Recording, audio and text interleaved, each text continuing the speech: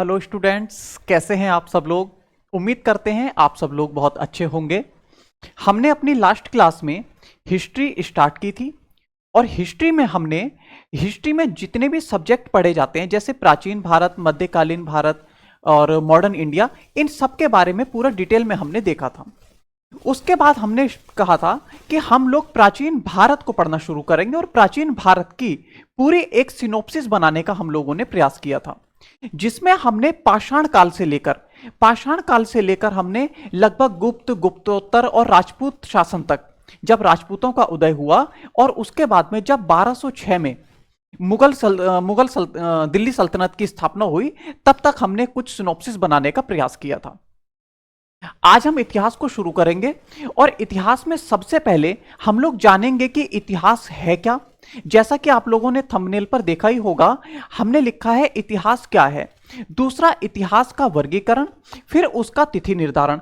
उसके बाद हम इतिहास को जानने के स्रोतों के बारे में हम लोग जानने का प्रयास करेंगे। ठीक, तो इतिहास क्या है सबसे पहले हम लोग ये जानते हैं। देखिए, आज से पहले की जितनी भी घटनाएं हुई, उन घटनाओं के बारे में जानना और किस प्रकार से जानना, उनको क्रमबद्ध रूप से जानना। क्रमबद्ध रूप से का मतलब, जब मैंने आपको हिस्ट्री का, प्राचीन भारत का जब मैंने आपको सिनॉप्सिस तैयार करवाया था, तब मैंने आपको बताया था कि सबसे पहले हम पाषाण काल को पढ़ते हैं। हम पढ़ते हैं पाषाण काल को। ये इसका जो तिथि मैंने आपको बताई थी, वो प्रारंभ का मतलब था कि किस समय से मानव की उत्पत्ति हुई। इसकी कोई डेफिनेट तारीख नहीं है। जब से मानव का आगमन हुआ, मानव जब आखेटक के रूप में, शिकारी के रूप में रहता था, तब से लेकर लगभग 2500 ईस्वी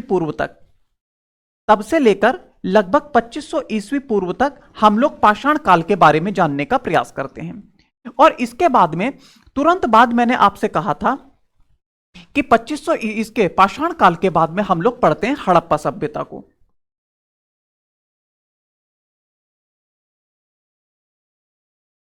हम लोग हड़प्पा सभ्यता के बारे में जानने का प्रयास करते हैं।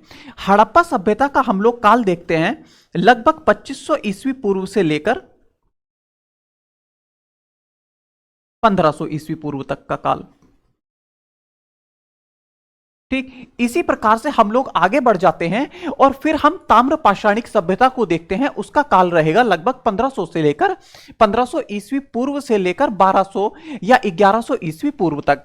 तो हमने जानने का यह प्रयास किया कि हम लोग इतिहास को जब पढ़ रहे हैं तो हम उसका क्रमिक अध्ययन कर रहे हैं। क्रमिक अध्ययन कैसे, मतलब जैसे 2500 ईस्वी पूर्व तक हम लोगों ने पाषाण काल पढ़ा, फिर 2500 ईस्वी पूर्व के बाद हमने हड़प्पा सभ्यता के बारे में पढ़ा, उसके बाद 1500 ईस्वी पूर्व से हम लोग ताम्र पाषाण काल के बारे में पढ़ने का प्रयास करेंगे।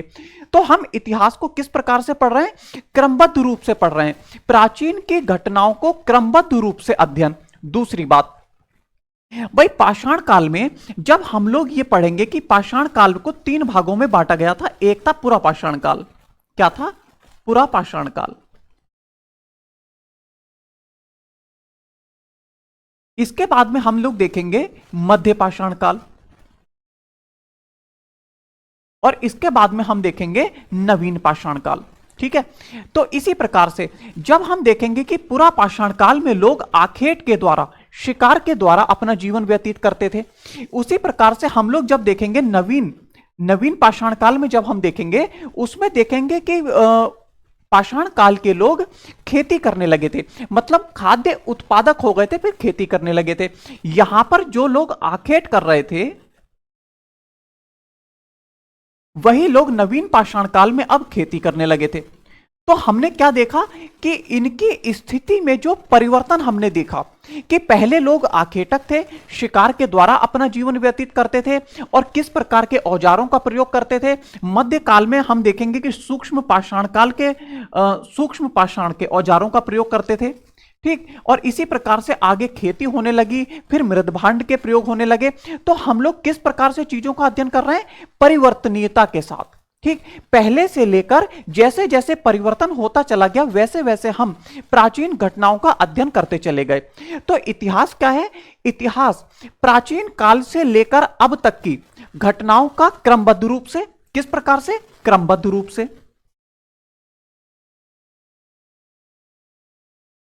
और परिवर्तनीयता के साथ।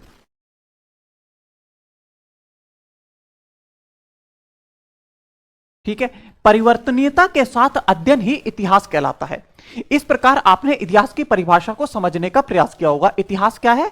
इतिहास प्राचीन से लेकर आज तक की घटनाओं का क्रमबद्धता और परिवर्तनीयता के साथ अध्ययन ही इतिहास कहलाता है। यह इतिहास की परिभाषा आपको पता होनी चाहिए। जैसे मान लीजिए आप लोगों में से हो सकता है जो बच्चा एसएससी की तैयारी कर रहा हो या जो रेलवेज की तैयारी कर रहा हो, जो यूपी ट्रिपल एससी की तैयारी कर रहा हो सकता है कल को वो सिलेक्शन होने के बाद उसके दिल में यह इच्छा जाग जाए कि चलो हम ऐसा करते हैं कि पीसीएस का एग्जाम देते हैं। लेकिन जब आपने पीछे इतिहास जीएस की तैयारी बहुत अच्छे से करी होगी तब आप पीसीएस की तरफ बढ़ने का प्रयास कर सकते हैं। ठीक, हम लोग इस प्रकार से आपको पढ़ाने का प्रयास करेंगे कि मान लीजिए आप किसी छोटे एग्जाम की तैयारी कर रहे हैं तो वहां छोटे एग्जाम में सिलेक्शन लेने के बाद आप लोग पीसीएस की तरफ बढ़ने के बारे में सोच सकें। इस प्रकार हम लोग तैयारी करने का प्रयास करेंगे। तो अगर हम फर्स्ट पेपर अगर देखें मेंस का पीसीएस का, तो वहां पर इतिहास पूछा जाता है। अगर वो पूछ ले कि इतिहास क्या है, इतिहास को किस प्रकार से वर्गीकृत किया गया, तो बहुत अतिशयोक्ति की बात नहीं है, कुछ भी पूछा जा सकता है। ठीक, तो इस प्रकार से इतिहास की परिभाषा हमें पता होनी चाहिए। दूसरी बात, हम लोग देखेंगे इतिहास का वर्गीकरण। जो इतिहास का वर्गीकरण है वहां से हर एग्जाम में ऑब्जेक्टिव क्वेश्चन भी पूछा जा सकता है और डिस्क्रिप्टिव क्वेश्चन भी पीसीएस जैसे एग्जाम में या सिविल सर्विसेज एग्जाम में पूछा जा सकता है या उसका प्रयोग करने की आपको जरूरत पड़ सकती है। चाहे एसए में हो चाहे जीएस के एग्जाम्स में हो, इतिहास का किस प्रकार से वर्गीकरण किया गया है उससे बहुत सारी चीजें एग्जाम में किसी भी प्रकार से पूछी जा सकती है। इसलिए हम इतिहास के वर्गीकरण को जानने का प्रयास करेंगे।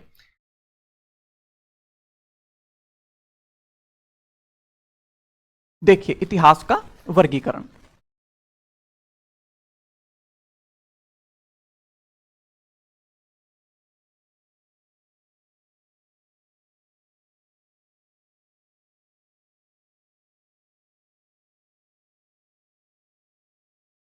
देखिए, इतिहास को लिखित साक्ष्यों के आधार पर, किन साक्ष्यों के आधार पर? लिखित साक्ष्यों के आधार पर इतिहास को 3 भागों में बांटा गया है। किस प्रकार से बांटा गया है? मतलब पहली बात यह है, जब किसी काल में लिखित साक्ष्य प्राप्त नहीं हुए या फिर कोई ऐसा काल है जिसमें लिखित साक्ष्य तो मिले लेकिन उनको अभी तक पढ़ा नहीं गया है किसी भी तकनीक के द्वारा। तीसरा काल वो हुआ जिसमें लिखित साक्ष्य तो हैं और उनको पढ़ा भी गया है। तो इन्हीं लिखित साक्ष्यों के आधार पर हम लोग इतिहास को 3 भागों में वर्गीकृत करते हैं। ठीक, पहला कौन सा काल है? पहला आता है प्रागैतिहासिक काल।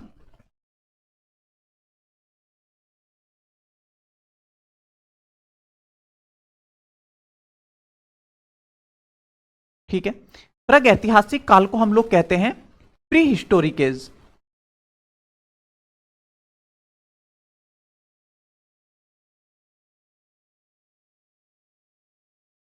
प्री हिस्टोरिक एज, प्रागैतिहासिक काल।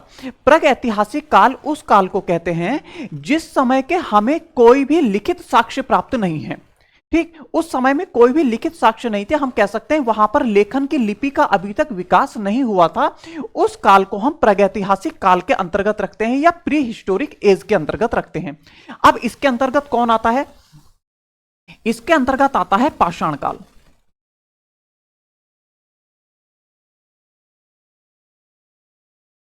इसके अंतर्गत हम लोग रखते हैं पाषाण काल को। तो वह काल जिस समय के हमें लिखित साक्ष्य उपलब्ध नहीं है उसको हम कहते हैं प्रागैतिहासिक काल या प्री हिस्टोरिक एज, और इसके अंतर्गत हम पाषाण काल को रखते हैं। पाषाण काल के बारे में हमें जितनी भी जानकारी प्राप्त होती है वहां के औजारों से और वहां के आखेटक क्रियाएं जो थी उनसे हमें प्राप्त होती है। अगर हम पाषाण काल को देखें तो पाषाण काल में जब पूरा पाषाण काल था,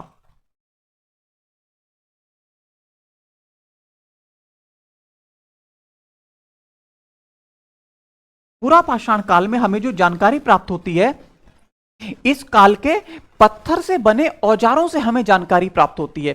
इस समय का कोई भी लिखित साक्ष्य उपलब्ध नहीं है। हम लोगों को जब उस समय के पत्थर के बने औजार प्राप्त हुए, तब हम उनके आधार पर कहते हैं कि इस प्रकार के औजार से ये लोग शिकार किया करते थे, फिर उसी शिकार को अपना भोजन बना लिया करते थे। तो वहां के औजारों से हमें जानकारी प्राप्त होती है पुरा पाषाण काल की।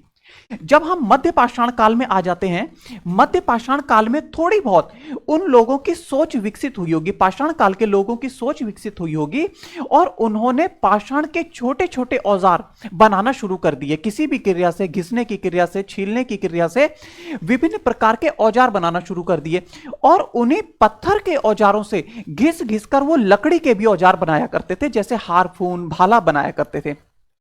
ठीक, इस समय में मध्य पाषाण काल में सूक्ष्म पाषाण उपकरणों का प्रयोग किया जाता था। किसमें? मध्य पाषाण काल में।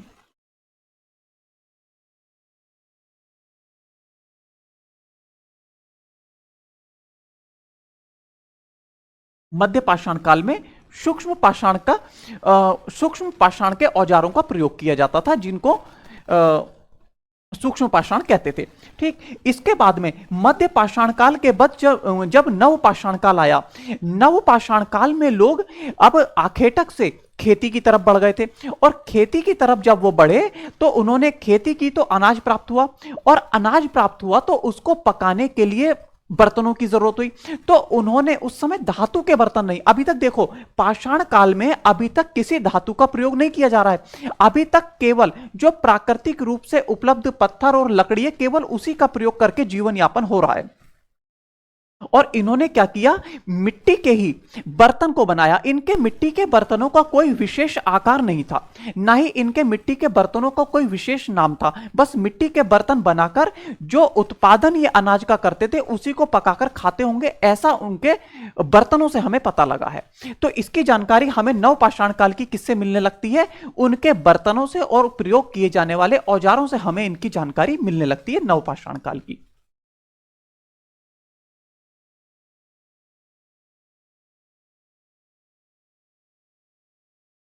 तो आपने ये देखा कि पाषाण काल के संबंध में हमें कोई भी लिखित साक्ष्य उपलब्ध नहीं है। तो इसीलिए इस काल को हम किसके अंतर्गत रखते हैं? प्रागैतिहासिक काल के अंतर्गत रखते हैं। तो आपसे अब अगर क्वेश्चन पूछ लिया जाए कि वह काल कौन सा है जिसके संबंध में हमें कोई भी लिखित साक्ष्य उपलब्ध नहीं है, तो आप कहेंगे उस काल को कहते हैं प्रागैतिहासिक काल। और इसके अंतर्गत किस सभ्यता को रखा जाता है? पाषाण सभ्यता को इसके अंतर्गत रखा जाता है। पाषाण काल को प्रागैतिहासिक काल के अंतर्गत रखा जाता है। अब हम आगे बढ़ते हैं। आपको मैंने बताया पाषाण काल जो था वो प्रारंभ से कब तक था? लगभग 2500 ईस्वी पूर्व तक था। जो हम दूसरा वर्गीकरण पढ़ेंगे, अब हम प्रागैतिहासिक काल के बाद देखेंगे आद्य ऐतिहासिक काल को।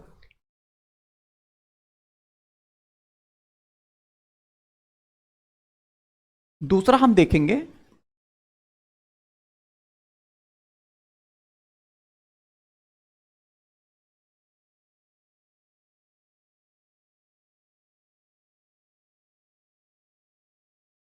आद्य ऐतिहासिक काल।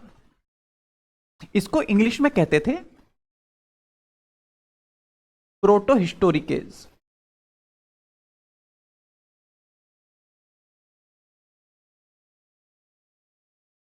ठीक, प्रोटो हिस्टोरिकेज। अब इस समय के हमें लिखित साक्ष्य तो प्राप्त हैं, मतलब वो एज जिसके संबंध में हमें लिखित साक्ष्य तो मिले हैं, लेकिन अभी तक उनको पढ़ा नहीं गया है। भाई उसमें किस प्रकार की लिपि का प्रयोग किया गया था, उसमें किस प्रकार की भाषा का प्रयोग किया गया, इसका हमें कोई जानकारी अभी तक प्राप्त नहीं हुई है। उस काल को हम लोग प्रोटो हिस्टोरिकेज या आदि ऐतिहासिक काल कहा जाता है। ठीक, तो आदि ऐतिहासिक काल क्या हुआ? जिसके संबंध में हमें लिखित साक्ष्य तो उपलब्ध हैं, लेकिन उनको पढ़ा नहीं जा सका है, उसे कहते हैं आदि ऐतिहासिक काल। और इसके अंतर्गत हम लोग हड़प्पा सभ्यता तथा ताम्र पाषाणिक सभ्यता को हम लोग रखते हैं। देखिए किसको रखते हैं हम लोग इसके अंतर्गत? हड़प्पा सभ्यता।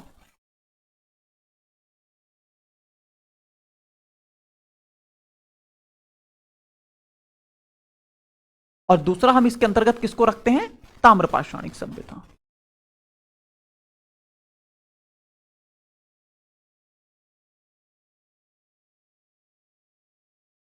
आप लोग इस डाउट में ना हो कि हम पहले हड़प्पा सभ्यता लिख रहे हैं फिर ताम्रपाषाणिक सभ्यता लिख रहे हैं, क्योंकि कई सारी बुक्स में पाषाण काल के बाद पहले ताम्रपाषाण काल को रखा जाता है और उसके बाद में हड़प्पा सभ्यता को रखा जाता है।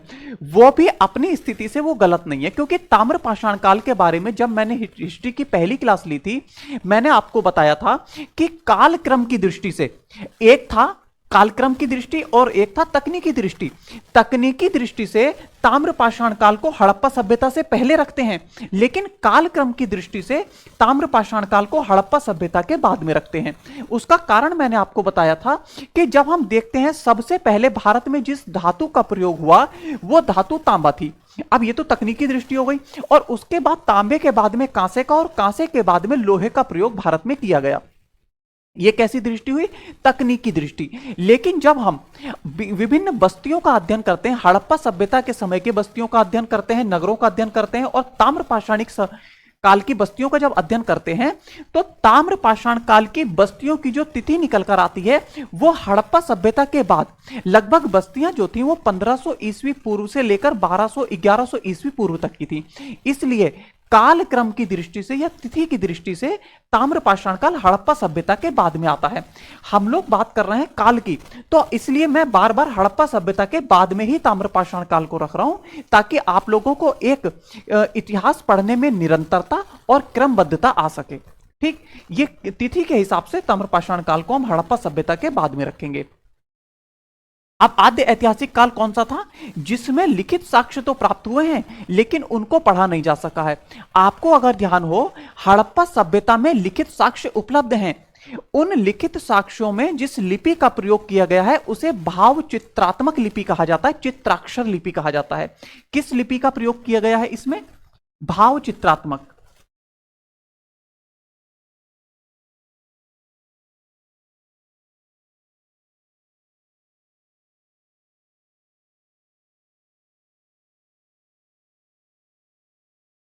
भाव चित्रात्मक लिपि या फिर चित्राक्षर लिपि।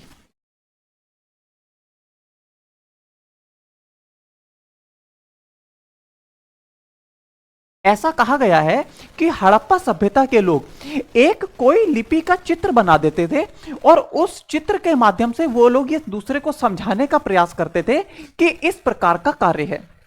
मतलब उनके अक्षरों का जो संबंध था वो उनके भाव से था। अपने भाव के अनुसार वो कोई चित्र बना देते थे और उसी से अपने भावों को वो प्रकट करते थे। इसलिए उस समय जो लिपि का प्रयोग हुआ उसको अभी तक, क्योंकि पढ़ा तो गया नहीं है, इसलिए इतिहासवेत्ताओं का ये मानना है कि वो लोग अपने भाव के लिए कोई भी अक्षर बना देते होंगे। इसीलिए उस लिपि को इतिहासविदों ने नाम दे दिया भाव चित्रात्मक लिपि या फिर चित्राक्षर लिपि। आपसे कोई भी पूछ लिया जाए कि भाव चित्रात्मक लिपि किस युग की लिपि है, तो आप कहेंगे हड़प्पा सभ्यता की। आपसे पूछ लिया जाए चित्राक्षर लिपि किस काल की है, तो आप कहेंगे हड़प्पा सभ्यता के काल की लिपि है। ठीक, अब इन लिपि को पढ़ा नहीं जा सका है, इसीलिए हड़प्पा सभ्यता और ताम्रपाषाणिक सभ्यता को हम लोग किसके अंतर्गत रखते हैं? आद्य ऐतिहासिक काल के अंतर्गत रखते हैं। पीसीएस में, प्रीलिम्स में लगातार इससे इतिहास के वर्गीकरण से क्वेश्चंस पूछे जाते हैं। छोटे एग्जाम्स में भी इससे क्वेश्चन पूछ लिए जाए, इसमें कोई बहुत बड़ी बात नहीं है। कभी भी इससे पूछा जा सकता है कि चित्राक्षर लिपि कब प्रयोग हुई थी या आद्य ऐतिहासिक काल के अंतर्गत किसको रखा जाता है, तो किसको? हड़प्पा सभ्यता को इसके अंतर्गत रखा जाता है। इसके बाद ताम्रपाषाण काल भी लगभग इसी के अंतर्गत है। और इसके बाद में जब हम वैदिक काल में आते हैं, भाई ताम्रपाषाण काल रहा लगभग 1500 ईस्वी पूर्व से लेकर लगभग 1200 या 1100 ईस्वी पूर्व तक। ठीक, इस समय ये रहा ताम्रपाषाण काल। और इसके बाद में जो वैदिक सभ्यता, जो आर्यों का आगमन हुआ, उन आर्यों के आगमन की जानकारी हमें विभिन्न अभिलेखों से और वेदों से मिलती है। अब जब हमें विभिन्न अभिलेखों से उनकी जानकारी मिलती है और वेदों से उनकी जानकारी मिलती है, तो इसका मतलब हम ये कह सकते हैं कि ताम्रपाषाण काल के बाद जो वैदिक काल हुआ उसके बारे में लिखित साक्ष्य भी उपलब्ध हैं और उनकी जानकारी भी हमें और उसको हम पढ़ भी पाए हैं, इसीलिए हम इसके आगे का जो काल है उसको ऐतिहासिक काल के अंतर्गत हम लोग रखते हैं। और ऐतिहासिक काल क्या है? जिसमें लिखित साक्ष्य उपलब्ध हैं और उनको पढ़ा भी जा सका है, उस काल को कहते हैं ऐतिहासिक काल। तो हम देखेंगे ऐतिहासिक काल।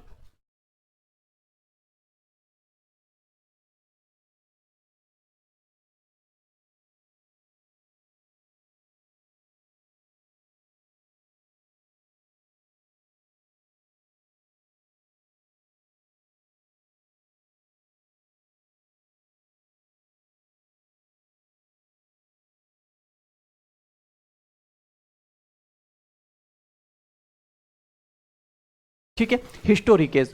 हिस्टोरिक एज कौन सा एज है? जिस समय के हमें लिखित साक्ष्य उपलब्ध हैं और उनको पढ़ा भी जा सका है, उसको हम कहते हैं हिस्टोरिक एज। भारत में देखो, सबसे पहले अगर सबसे पुराना अभिलेख हम देखें तो एशिया माइनर, एशिया माइनर का मतलब तुर्की, वहां के एक बोगज कोई अभिलेख 1400 ईस्वी पूर्व में हमें एशिया माइनर से एक बोगज कोई अभिलेख मिलता है। 1400 ईस्वी पूर्व का बोगज कोई अभिलेख।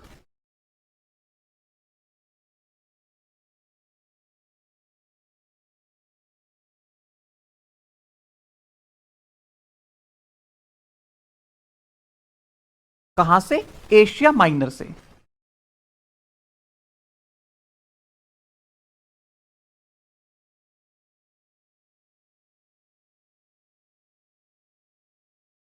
ठीक है, एक हमें बोगज कोई अभिलेख मिलता है जिससे हमें आर्यों के भारत की तरफ आगमन के संकेत मिलते हैं। मतलब आर्यों का भारत की तरफ आगमन हुआ, इसके संकेत हमें किससे मिलते हैं? बोगज कोई अभिलेख से। अब हमें जब वैदिक काल के आर्यों के बारे में जानकारी जब लिखित साक्ष्यों से मिलने लगी, तो यहीं से हम लोग जो आगे का काल पढ़ते हैं उसे कहते हैं हम ऐतिहासिक काल, जिसके संबंध में लिखित साक्ष्य भी उपलब्ध हैं और जिनको पढ़ा भी जा सका है, उन्हें हम कहते हैं ऐतिहासिक काल के अंतर्गत रखते हैं। इससे क्या किसकी जानकारी हमें मिलती है? भारत में आर्यों के आगमन की।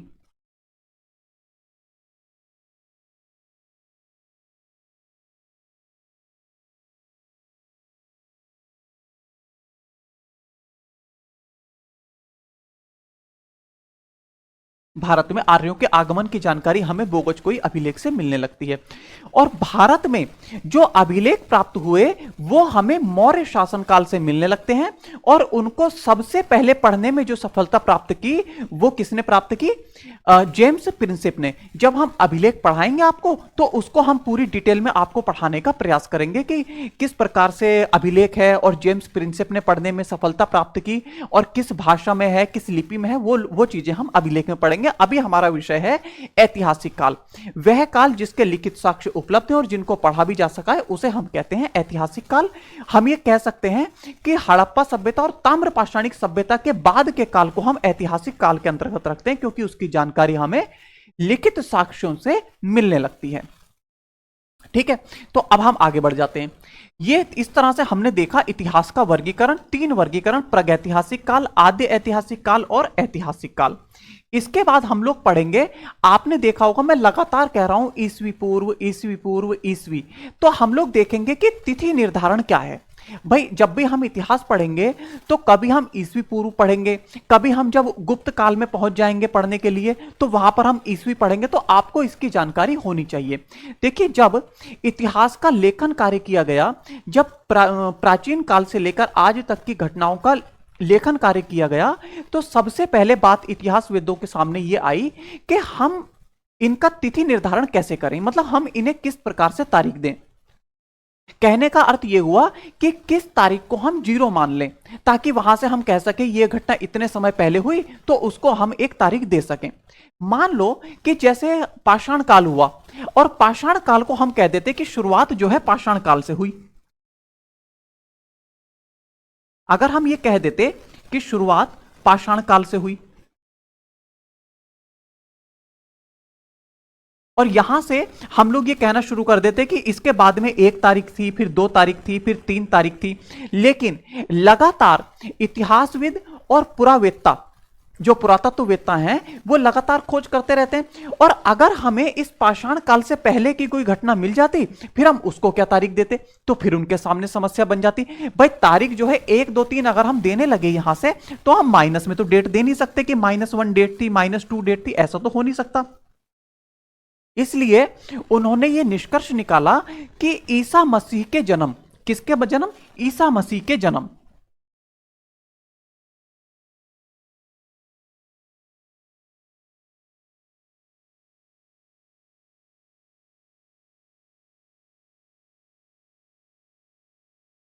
ईसा मसीह,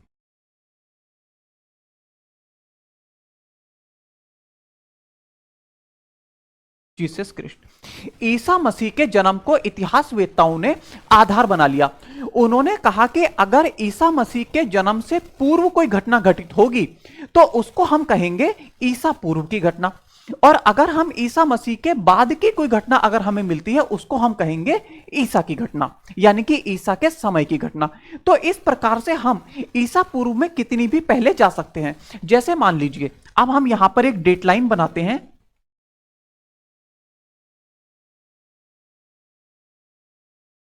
ठीक है, डेट लाइन बना ली हमने ये। अब ईसा मसीह के जन्म को हमने आधार बनाया और इसको हमने मान लिया 0। अगर इसके बाद की घटना होगी तो उसको हम कहेंगे एडी, इसको हम क्या कहेंगे, एडी। इसे कहते हैं एनो डोमिनी।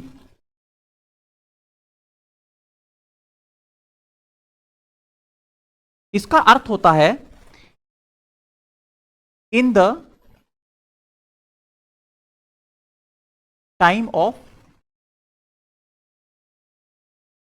जीसस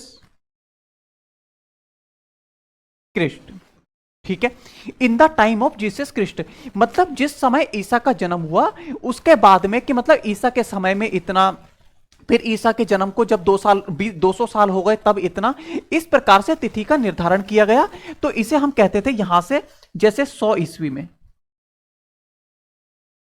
यहां कहेंगे हम 200 ईस्वी में,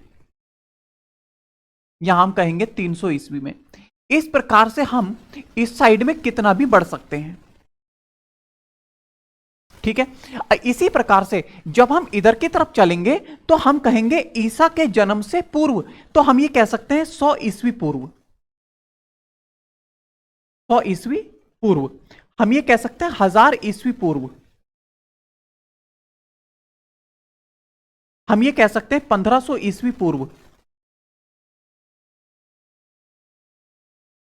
अब इस प्रकार से हमें इससे पहले की कितनी भी पुरानी घटना मिल जाए, भले हमें 1 लाख वर्ष पहले की घटना मिल जाए, तो हम क्या कह देंगे, 1 लाख ईस्वी पूर्व। चाहे हमें 5 लाख ईस्वी पूर्व, 5 लाख वर्ष पुरानी घटना मिल जाए, तो हम क्या कह देंगे, 5 लाख ईस्वी पूर्व। तो इधर को बढ़ना बहुत आसान हो गया। जब ईसा मसीह के जन्म को हमने आधार बना लिया तो इससे पहले की घटनाओं को तारीख देना भी आसान हो गया, और इससे बाद की तारीखों को, बाद की घटनाओं को तारीख देना भी आसान हो गया। चाहे अब ईसा मसीह के जन्म से भले 2 लाख वर्ष बीत जाएं, तो हम कहेंगे 2 लाख ईस्वी में, चाहे 5 लाख बीत जाए तो हम कहेंगे 5 लाख ईस्वी में। इस प्रकार से इधर को भी कितना भी बढ़ा जा सकता है और पीछे को भी कितना भी बढ़ा जा सकता है। इसको हम कहते हैं बीसी। इसका मतलब होता है before the birth of Jesus Christ, ठीक है, before the birth of Jesus Christ, BC. तो हो सकता है कि भाई कभी भी एग्जामिनर के मन में आ जाए और वो पूछ ले कि भाई बीसी का क्या मतलब है, एडी का क्या मतलब है, या एनो डोमिनी किसकी फॉर्म है, या एनो डोमिनी कब लिखा जाता है। तो किसी भी प्रकार का सवाल पूछ लिया जाए तिथि निर्धारण में, अब देखिए, अब जब भी आप प्राचीन भारत के इतिहास को पढ़ेंगे तो आपके सामने ये डेट लाइन आ जाएगी। अब देखिए यहां से 1500 ईस्वी पूर्व था, जब हम आगे की ओर बढ़ रहे हैं तो हम 1500 से 1000 की तरफ बढ़े, कम की तरफ बढ़े, 1000 से हम 100 की तरफ बढ़े, 100 से हम 0 की तरफ बढ़े। इसी प्रकार से इधर जब ईसा मसीह के बाद में, तो 100 से 200, 200 से 300, 300 से 500, 500 से 1000, इस प्रकार से हम लोग बढ़ते चले जाएंगे। अब आप लोग जब भी इतिहास को पढ़ेंगे तो ईसा पूर्व और ईसा मिलने पर आप कंफ्यूज नहीं होंगे, बड़ी आसानी से आप लोग इतिहास को पढ़ सकते हैं। ठीक, अब इतिहास के प्राचीन घटनाओं को तिथि का अध्ययन, भाई जब हम प्राचीन घटनाओं का पढ़ते हैं तो उसकी तिथि का अध्ययन करते हैं। उसकी तिथि के अध्ययन को पुरालिपि शास्त्र या पेलियोग्राफी कहा जाता है। क्या कहा जाता है? पेलियोलॉजी।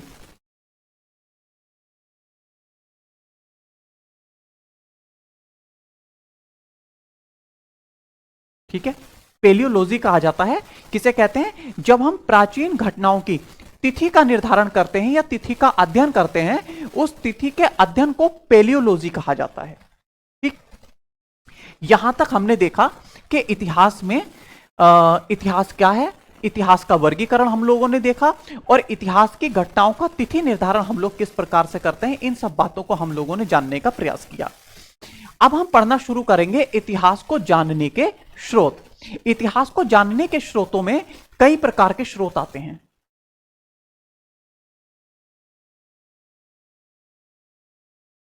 स्रोत, इसमें पहला स्रोत आता है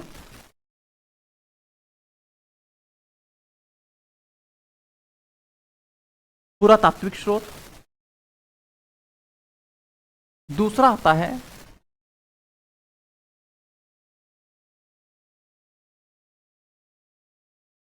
साहित्यिक स्रोत। तीसरा आता है विदेशी यात्रियों का विवरण।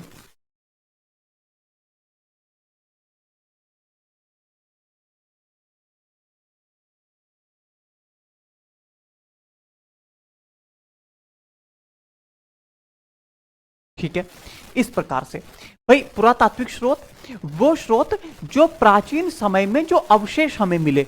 जब पुरातात्विक स्रोतों में हम पढ़ते हैं तो सबसे पहला हम पढ़ते हैं मृदभांड। किसको पढ़ते हैं हम? मृदभांडों के बारे में। दूसरा हमें मिलने लगते हैं अभिलेख। अभिलेखों के बारे में पढ़ते हैं। फिर हमें बहुत से स्मारक या भवन मिलने लगते हैं। स्मारक या भवन मिलने लगते हैं, मतलब बहुत से हमें मंदिर मिलने लगते हैं, बहुत से राजाओं के द्वारा बनाए गए किले मिलने लगते हैं, बिल्डिंगें मिलने लगती है। उनसे भी हमें विभिन्न कालों के बारे में, मौर्य शासनकाल, गुप्त शासनकाल के बारे में हमें जानकारी मिलती है। उनको हम पुरातात्विक स्रोत के अंतर्गत रखते हैं। विभिन्न राजाओं ने अपने अपने समय में सिक्के जारी किए थे, और सिक्कों से भी हमें जानकारी मिलती है। आगे आता है मूर्तिकला।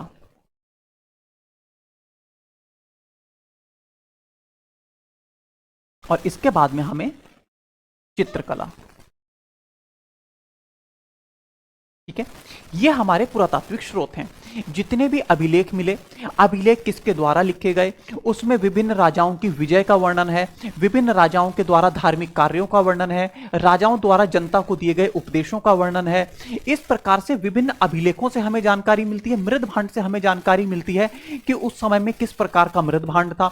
मृदभांड था तो उस पर जो कलाकारी हुई, तो उससे हमें पता लगता है कि उस समय के लोग कलाकारी भी करते थे। तो इतिहास को जानने के स्रोतों में, पुरातात्विक स्रोतों में इतनी चीजों को हम लोग पढ़ने का प्रयास करेंगे। जब हम कल को अपनी क्लास करेंगे तो हम विभिन्न मृदभांडों को पढ़ने का प्रयास करेंगे। जैसे ओकर कलर्ड पोर्ट हम पढ़ेंगे, ब्लैक एंड रेड पोर्ट हम पढ़ेंगे, फिर इसके बाद हम लोग पेंटेड ग्रे वेयर पढ़ेंगे, नॉर्दर्न ब्लैक पॉलिश्ड वेयर पढ़ेंगे। इस प्रकार से कई सारे मृदभांड को हम लोग पढ़ने का प्रयास करेंगे। साहित्यिक स्रोतों को हम लोग दो भागों में बांटकर पढ़ते हैं। एक होता है ब्राह्मण साहित्य, एक होता है धार्मिक साहित्य।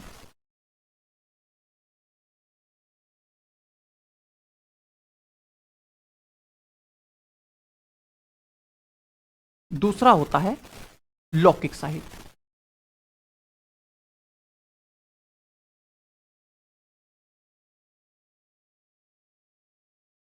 ठीक है, लौकिक साहित्य को हम कह सकते हैं धार्मिकेतर साहित्य। धार्मिकेतर साहित्य का मतलब जो धर्म से इतर हो, जिसमें धर्म की बातें ना हो, बल्कि विभिन्न राजाओं का वर्णन हो, उनकी वंशावली का वर्णन हो, राजाओं के विभिन्न युद्धों का वर्णन हो। इस प्रकार से हम बहुत सारी चीजों को पढ़ने का प्रयास करते हैं। धार्मिक साहित्यों में हम दो प्रकार के साहित्य पढ़ते हैं। एक होते हैं ब्राह्मण ग्रंथ,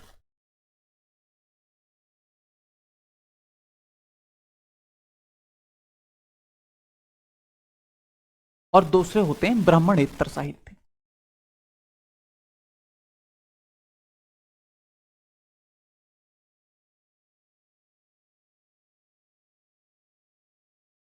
ठीक है, इस प्रकार से हम लोग पढ़ने का प्रयास करते हैं। जब हम ब्राह्मण साहित्य पढ़ते हैं, इसमें हम पहले वेद पढ़ते हैं, फिर हम ब्राह्मण पढ़ते हैं,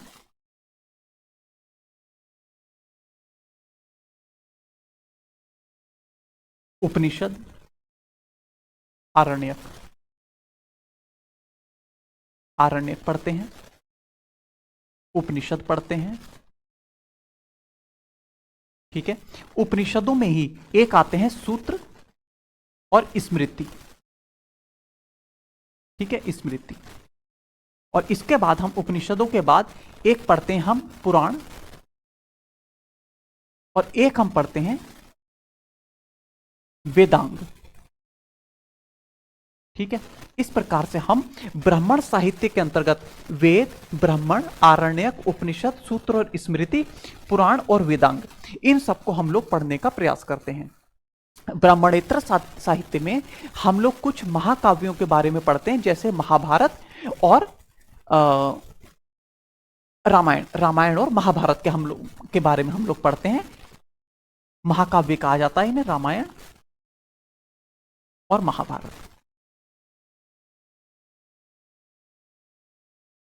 ठीक है, इस प्रकार से लौकिक साहित्य कैसे होते हैं, जैसे पणिनि का अष्टाध्यायी, जैसे चाणक्य या कौटिल्य का अर्थशास्त्र। ये जितने भी साहित्य हैं, इनसे उस समय की राजनीतिक स्थिति के बारे में, उस समय के राजाओं की वंशावली के बारे में, राजाओं के शासन के बारे में हमें जानकारी मिलती है। अब धर्म के बारे में इससे जानकारी नहीं है, इसीलिए इनको धार्मिकेतर साहित्य कहा गया। इस प्रकार के जितने भी विभिन्न साहित्य होंगे, उनको हम लौकिक साहित्य या धार्मिकेतर साहित्य में पढ़ने का प्रयास करेंगे।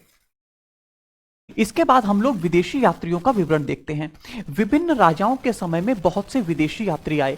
उन विदेशी यात्रियों ने अपनी अपनी पुस्तक में भारत की स्थिति का वर्णन किया। उनसे भी हमें भारत की जानकारी का, भारत के बारे में जानकारी मिलती है, विभिन्न राजाओं के बारे में जानकारी मिलती है। उसको हम कहते हैं विदेशी यात्रियों का विवरण। इसमें सबसे पहले जो यात्री थे वो यूनान रोमन लेखक थे। कौन से लेखक थे?